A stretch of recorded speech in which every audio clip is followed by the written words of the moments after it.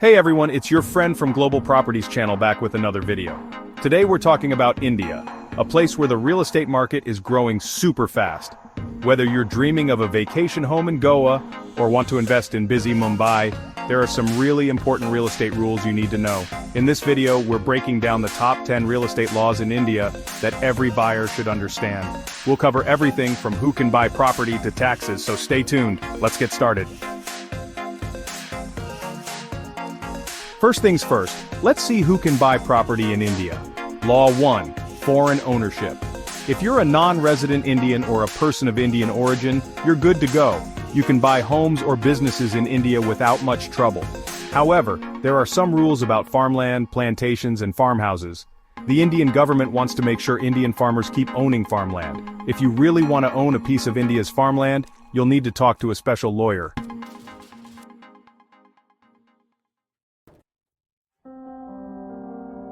Law 2. RERA law. Okay, let's move on to our next important law, RERA, which stands for the Real Estate, Regulation and Development Act. Think of this act as your protector in the Indian real estate market. Started in 2016, it makes things more transparent and holds people accountable, protecting buyers from scams. This act says that every builder and real estate project must be registered with the RERA authority.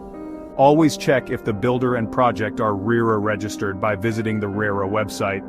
Trust me, this simple check can save you from a lot of trouble and potential financial disaster. Law 3. Title verification.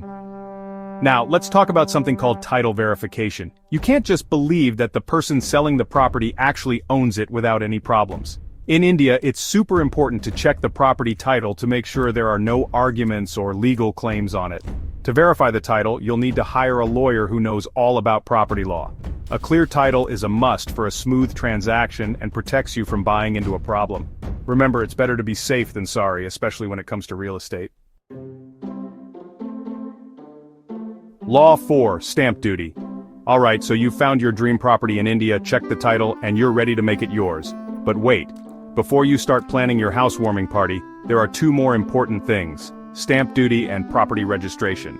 Stamp duty is a tax the state government takes on any property transaction. The amount changes depending on the state, the type of property, and its value.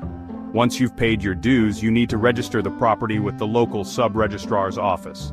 This involves submitting all the necessary documents, paying a registration fee, and getting your signatures verified. This paperwork is super important for proving ownership and avoiding disputes.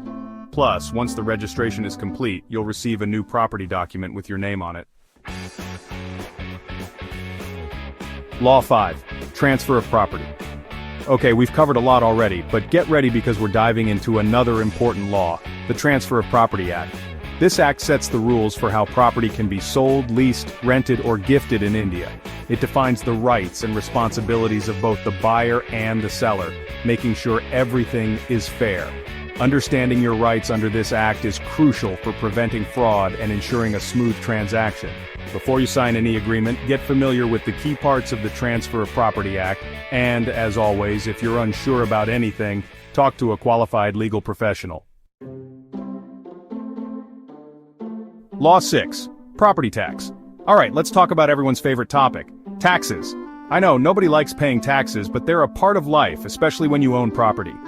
In India, property owners need to pay a yearly municipal property tax. This tax helps pay for essential services like road repairs, garbage collection, and streetlights.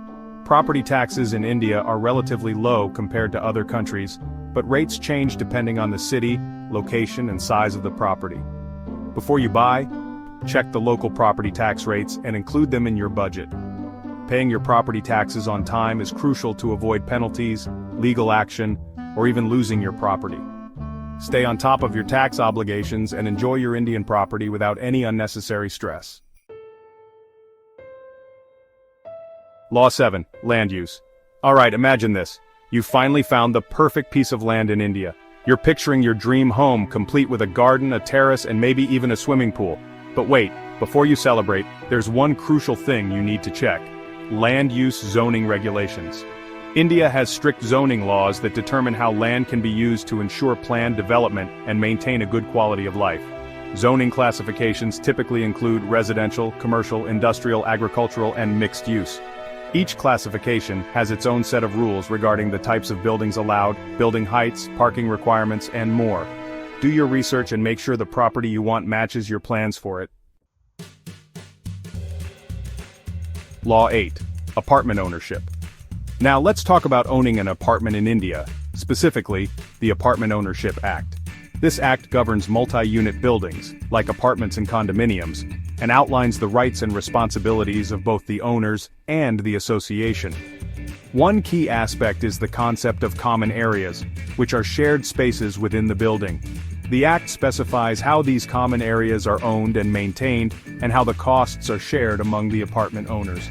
In India, apartment ownership often comes with a cooperative housing society that manages the building's day-to-day operations. Understanding the rules and regulations of the cooperative housing society is crucial for any apartment owner.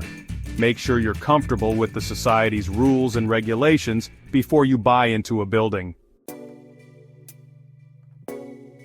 Law 9. Inheritance law. Okay, let's talk about something that might seem a bit morbid, but it's crucial for anyone buying property in India: inheritance laws. In India, inheritance laws can be complex and often differ based on religious beliefs. For example, Hindus, Sikhs, Buddhists, and Jains are governed by the Hindu Succession Act, while Muslims follow Muslim personal law. These laws dictate how property is divided among heirs if there's no will. If you're buying property in India, it's highly recommended to consult with a lawyer specializing in inheritance law. They can guide you through the process of creating a will that follows Indian laws and reflects your wishes. A well-written will can save your family a lot of heartache and legal battles in the future. Law 10. Environmental clearance. Last but not least, let's talk about environmental clearances. This is particularly important if you're thinking about buying property in large-scale developments or projects.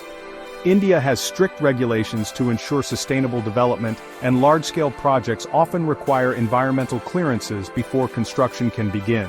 These clearances ensure that the project complies with environmental regulations and doesn't harm the surrounding ecosystem.